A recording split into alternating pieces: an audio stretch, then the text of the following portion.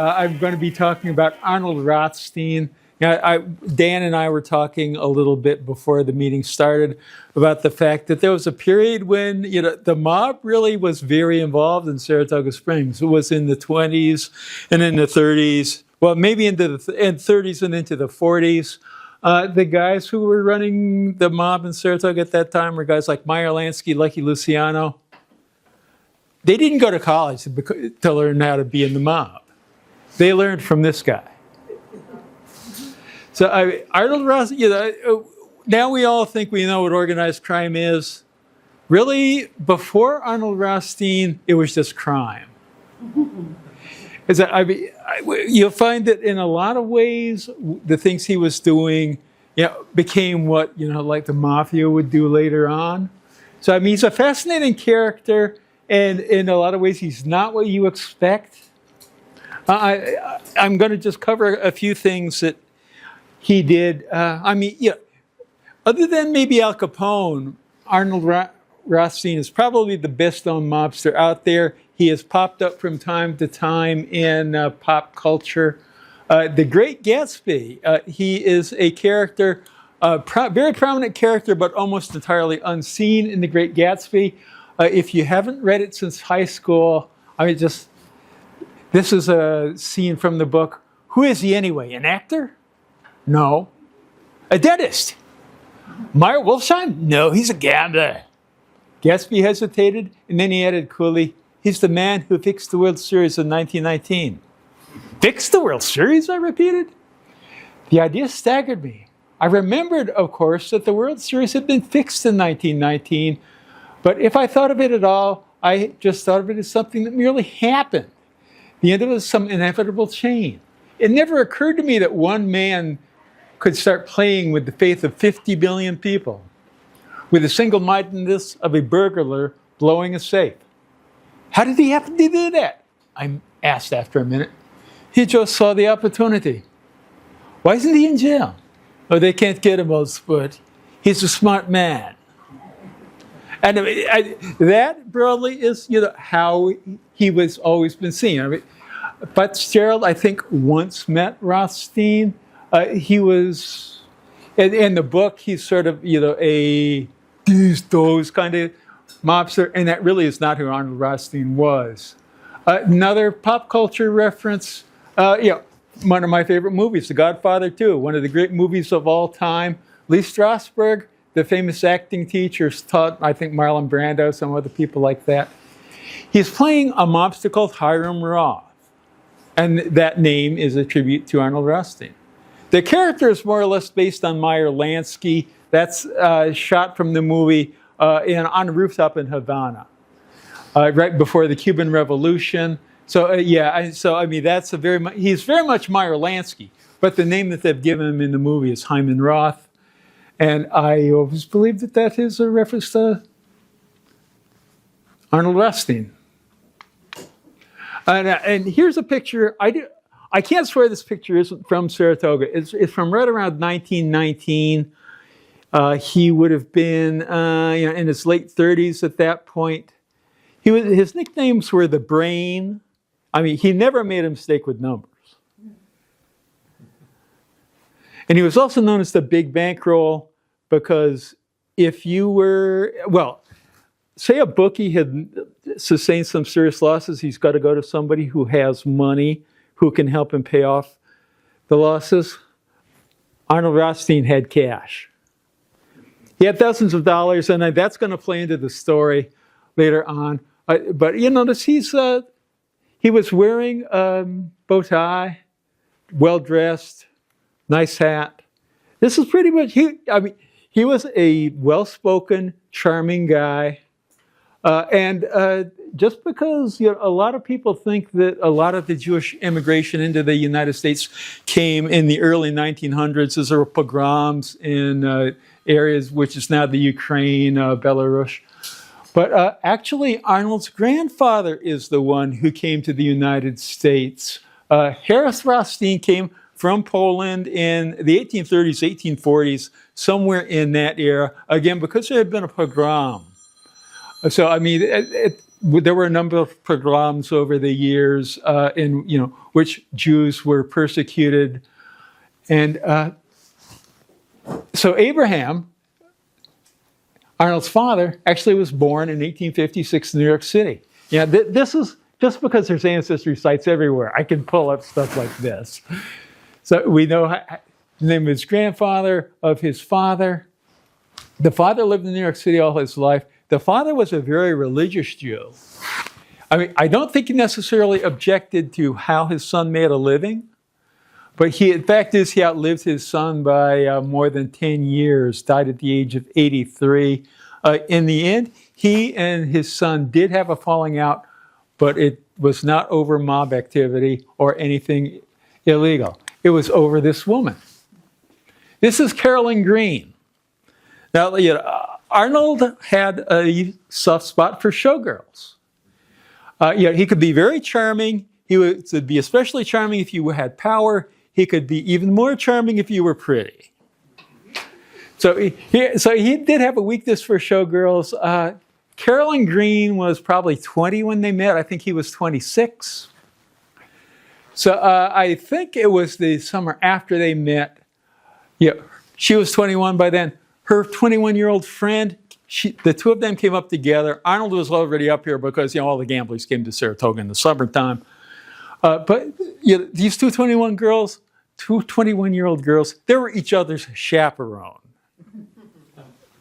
So you can see that this has potential for trouble. So eventually, on August 12th, she says, I've got to go back to the city. He says, well, you wouldn't have to go back if we got married. So they actually went down to the Justice of the Peace, which I think was on West Federal Street at the time. I've seen the name. I don't recall it immediately. But they got married fairly late at night because he was not going to wait and get married on Friday the 13th. So he was married in the civil ceremony right here in Saratoga, August 12th, 1919. His father cut him off. She was Catholic. He said, are you going to convert? She said, no, I'm Catholic. And his father cut Arnold off. He said nice things at Arnold's funeral, but other than that, there was very, very little contact. And that was because of her religious beliefs. Just a little side note, he was not yet a rich gambler. He had a rough year in Saratoga that year. He asked for the engagement ring back because he had to hock it. And she gave it to him. He did get it back. It took 6 months, but she did get her engagement ring back. It may have been the wedding ring. I don't want to get pinned down on important jewelry details. So this was they never had any children. I mean, he had a number of mistresses over the years. Whether it was a loveless marriage after a point, who knows? But they did not have any children. And this is the brook. Arnold started coming to Saratoga in about 1904. But like all the New York City people, he was just coming up here for the month of August. Around 1990, actually, I think a couple of years before this, but in 1917, he started talking about, maybe opening his own place. He was lending financial backing to some of the other casino operators and decided he wanted his own place. So started work maybe in 1918. In 1919, he opened the Brook. It's roughly where Brook Road and Locust Grove Road and 9N meet. I do not know the exact location. It's in that area, I think maybe a little bit east of there. This was a very grand and palatial kind of place, the kind of place where there were no prices on the menu. If you have to ask, you can't afford it kind of restaurant. But they would have, very well-known entertainers coming in. The food, by all accounts, was excellent. It was where rich people went, and you could flaunt your wealth. You could lose $30,000 and pretty much go to your friends the next day at the track and be, hey, I lost $30,000 last night. I don't care. It's insane the amounts of money we're talking about. It would be even today. But I'm amazed at the kinds of money that were spent there. I've just parenthetically, as a teenager, I mean, Meyer Lansky is one of the Jewish immigrants that we might think of. He was born in Belarus 1902, I think. But so I mean, he was came to the United States as a small child after a pogrom. But so he was 18 or 19. But Arnold had spotted him as a bright young man, a potential talent, and he brought him up to the brook in the summertime, and he was helping spin roulette wheels, run the table games, that sort of thing.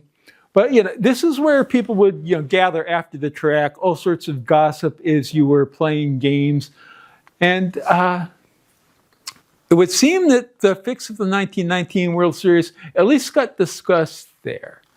I mean, there are people who know nothing about baseball who know that the World Series was fixed in 1919. I mean, it damaged the reputation of baseball for many, many years afterwards. Nothing was ever proven in court, and there's some chicanery behind why nothing was ever proven in court. But that's a field ticket for one of the games. It was the Cincinnati Reds and the Chicago White Sox. Chicago White Sox are one of the best teams of all time. I mean, they were back then. There were two leagues, and there was a World Series between the two champions of the leagues. There were no divisions. There were no playoffs. None of the stuff that we have now, which just extends the baseball season and puts more money into the owners' pockets. So it was known, the White Sox were a great team. It was known very early. I mean, in August, you would have known that the White Sox were going to be in the World Series. They were 8 games ahead of everybody else.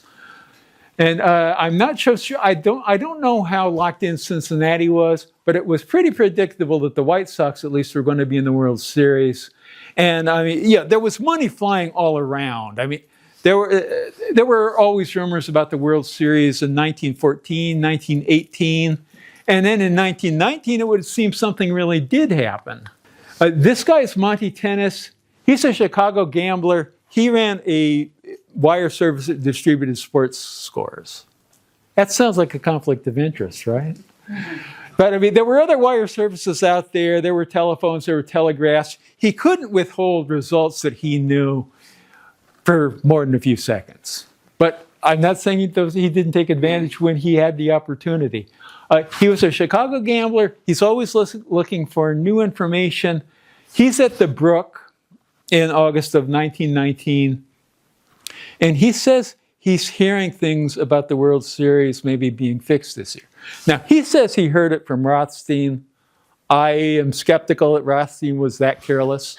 But there were another gambler, associate of, there were other gamblers there who may well have talked, who had Rothstein's confidence, but who may well have talked to this guy because he was always snooping around for inside information. There was a Abe Adel, who I'm going to get to in a minute. There was a Matt Evans, who was frequently a partner financially in the Brook. Actually, it was Nate Evans who owned the Brook in 1934. At what once you could sell illegal booze for a huge profit. This is Charlie Wiegman. He was the owner of the Cubs until just a few weeks before all of this happened. I would suspect maybe he was a little bitter about it. He had lost the Cubs, to a guy named Wrigley. Guy makes, So, these guys were much better at naming fields after themselves than they were much of anything else, I think. So, Charlie Wiegman heard from Monty Tennis that maybe the World Series was going to be fixed at the Brook. We know this because, like, a year later, when the police were actually trying to put together how the plot went down, Charlie Wiegman said, well, right after the World Series was over, I was getting a shave. Monty Tennis walked into the barber shop. This was in Chicago, just to be clear. He's getting a shave. Monty Tennis walks into the barber shop, says, hey, remember what we talked about back at the Brook? Yeah. And Charlie says he didn't really believe it. He didn't think you could actually fix the World Series. But the Monty Tennis at that point was strongly hinting that, yes, the World Series had been fixed. The underdog Cincinnati Reds had won in 8 games. It was a 9-game World Series back in those days. So he was a key witness later on, and he said the information he heard was right here in Saratoga Springs. Now, the fix also doesn't happen if Charlie Comiskey, who owned the White Sox, isn't one cheap SOB. His players hated him because he was so cheap. The league minimum salary at the time was $2,500. He had one of the best teams in baseball, and the average salary was $3,000. So he's cheap. The players hate him. So the players kind of on their own come up with the idea, we could get a lot more money if we were to throw the World Series. We can get gamblers to pay us. This could be really good for us. We want $10,000 each, at which, equivalent to 3 years' salary on the pay that Charlie Comiskey was giving him. And incidentally, Charlie Comiskey really did not ever want it to come out that the World Series had been fixed. He figured that would be the end of the White Sox. It would ruin his reputation. It would ruin their reputation. No fans would ever come to a game again. So long after it was pretty well proven that there had been a fix on the World Series, Charlie Comiskey was in denial and did his best to deny it, and may have taken. There was some funny stuff that went on during the investigation. I don't know if Charlie was behind any of it, but he was one of the people who would have had a motive. This is Eddie Cicchetti. He was one of the ringleaders. Basically, he was making, I think, $6,000. He was promised a $10,000 bonus if he won 30 games. He had won 29 games, and Charlie Comiskey said, bench him.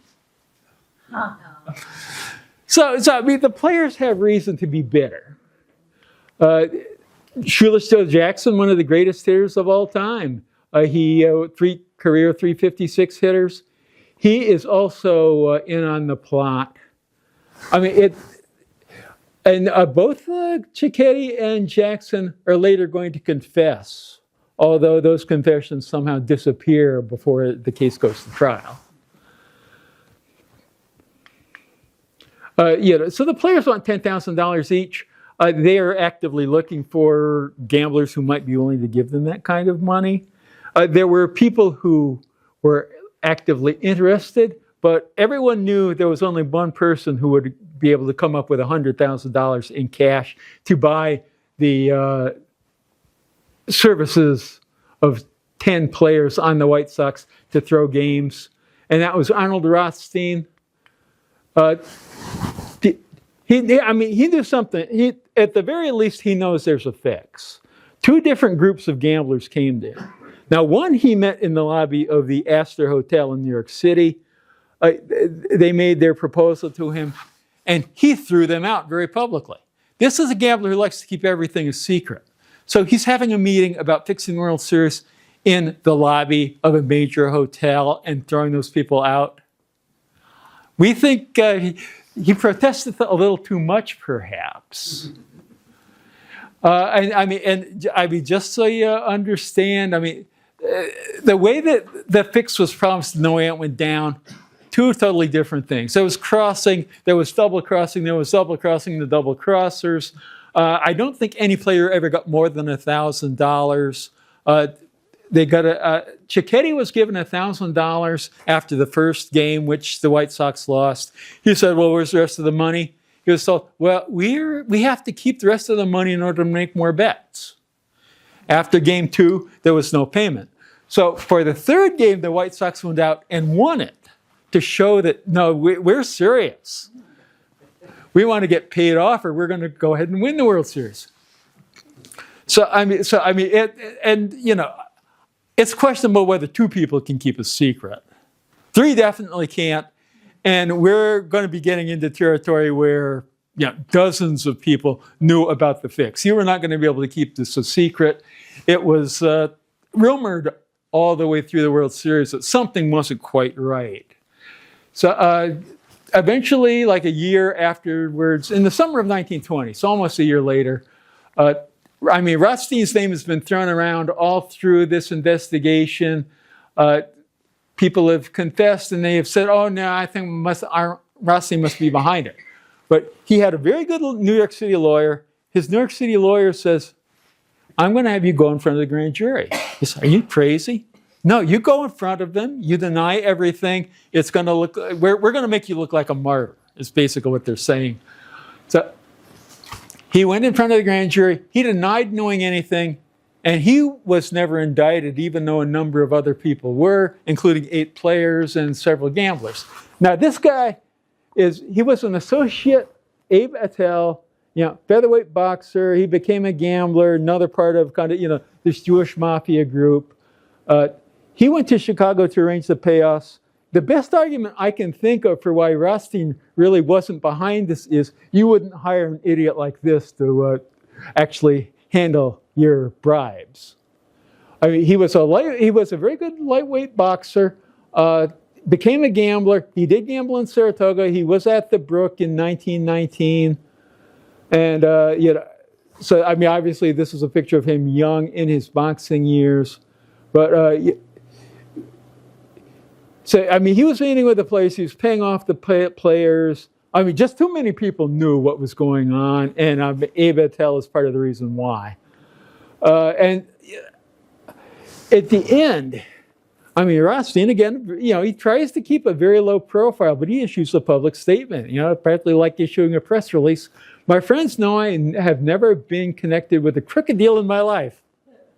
But I am heartily sick and tired of having my name dragged in on the slightest provocation whenever a scandal comes up. From now on, I will devote most of my time and my attention to my real estate business and my racing stable. So we're getting to this the racing part, and just no players were ever convicted of a crime. The cases went to trial in Chicago. All the information which had been presented to the grand jury, including the confessions of Cicciotti and of Shoeless Joe Jackson, had disappeared. Now, I don't believe Rothstein was mind making the evidence disappear. I wouldn't swear Charlie Comiskey wasn't. I mean, obviously there were people in Chicago who didn't want to see all the information come out. So somehow, the district attorney's file somehow ended up barren. So he's going to concentrate on his horse stable. It was called Redstone Stable, Rothstein, Redstone. See the. So there was a race. So I mean, he may have fixed lots of races. I mean, we really don't know. There's a couple that we know about where he was at least manipulating things. He really thought he wanted to win $1 million on one race. He was the owner of a horse called Sailing Bee. This was a pretty nondescript. It was the best horse in the field. It was a pretty nondescript field, and he wanted to win $1 million on one race. And his horse had good odds. So he thought the thing to do is to wait until the very last minute and have all his people all over the place, put money in on the horse at the last minute when it's too late to fix the odds. And what happened is one of his associates in Detroit had a cheap watch which was running 20 minutes fast. The associate put down $1,500 on 20 minutes early, and word got back to Saratoga. It made the odds shift and made more people interested in betting on Sailing Bee. So Sailing Bee did win, but the odds had shifted kind of in the favor of the rest of the field. So he ended up taking home $850,000. But he'd really hoped that he was going to get $1 million out of it. But I mean, that was a pretty nondescript race. And there was a Travers in 1921 that I'll get to in a minute. But I just the way that bets are placed today is much more safer, much better organized, much harder to manipulate than the way things worked back then.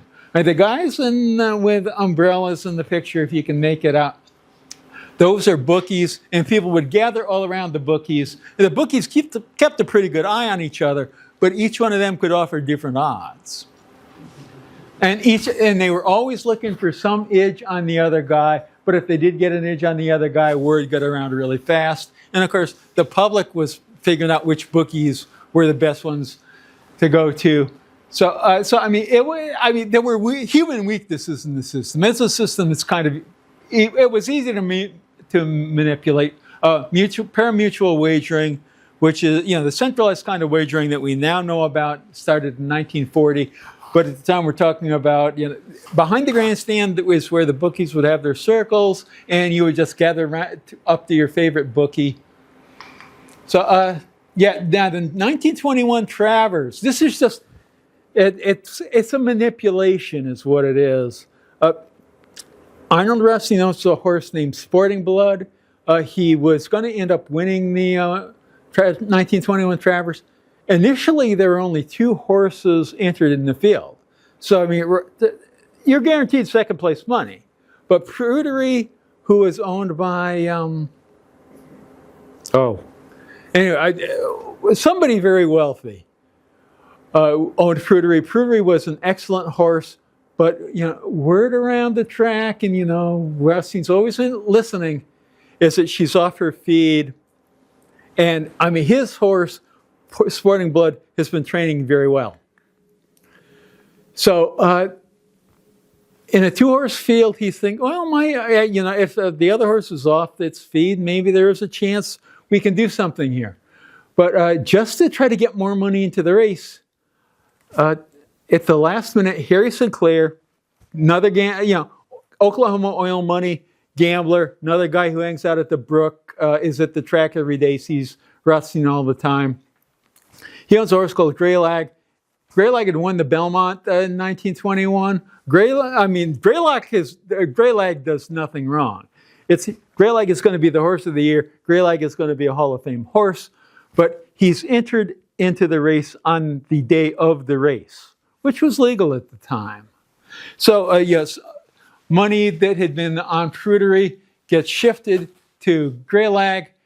More money comes into the race. Because, I mean, when it's a 2-horse field, people aren't going to pay that much attention. Once a 3rd horse is in there, okay, now it gets more interesting. Maybe more people put money in.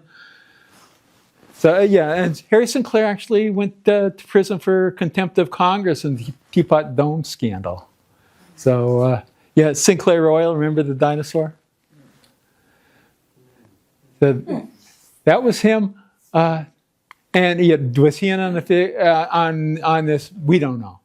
Greylag is then scratched at the last minute after it's too late to take your money out. Which again was legal at the time. I don't think you could necessarily do that now, but good-looking horse. So and more money goes to Prudery. So more money comes into the race. That's basically the point. And Sporting Blood then does go on, indeed, to defeat Prudery. So, it wasn't really a fixing of the race, but it was a manipulation of how the race was going to be run and how people were going to bet on it. This is Samuel Hildreth. He's the trainer. Once again, an upstanding guy, a future Hall of Fame trainer. He and Rothstein did know each other. A lot of people thought, this seems real suspicious, but nothing could be proven. And I said, does this sound familiar? So that was the Travers of 1921. Still, very unique in the annals of Travers history. And a few years after this, in 1925, Rothstein sells the Brook. He sells it to one of his associates named Nat Evans. Nat Evans, on November 1st of 1934, took out an insurance policy on the Brook. On December 31st of 1934, the Brook burned to the ground. Huh. Yeah. Huh. But once Prohibition came into effect, there were a lot easier ways to make money than going to the racetrack. Rothstein's thing was always that he wanted to be, having his customers being the best people and the richest people being pretty much the same thing in his mind. No longer needed racing to make money. his racket was that he was bringing the best, really high-quality liquor from Great Britain,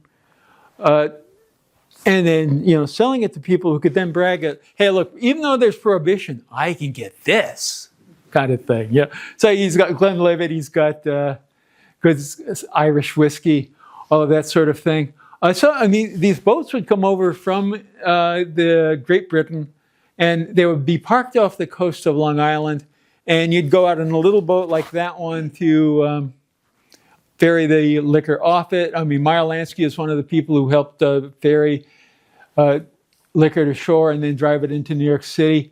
This is a staged picture. If you're doing this, you're doing it at night. There's way too much light in this picture.